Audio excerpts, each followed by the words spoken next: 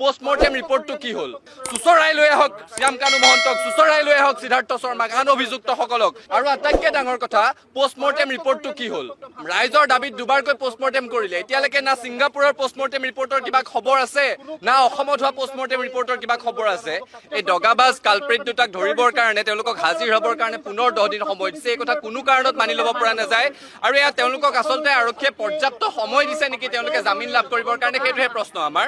কাৰণ আৰু 10 দিনত সাক্ষ্য প্ৰমাণবোৰ নষ্ট নহ'ব নেকি সেইটোহে আমাৰ প্ৰশ্ন অৰ্থনৈতিক অপৰাধৰ অনুসন্ধানৰ কাৰণে কাক দায়িত্ব দিছে অসম আৰক্ষীৰ অসম চৰকাৰৰ অৰ্থনৈতিক অপৰাধ অনুসন্ধান এটা শাখা আছে তেওঁলোকক দায়িত্ব দিয়া হৈছে নাই হোৱা এতিয়ালৈকে টেক্সেশ্যনক ইডি কাৰোবাক দায়িত্ব দিয়া হৈছে নেকি নাই হোৱা আচলতে তদন্ত লেহেমীয়া হোৱাটো কোনো কাৰণত গ্ৰহণযোগ্য কৰা নহ'ব আৰু ক্ষিপ্ৰ হ'ব লাগিব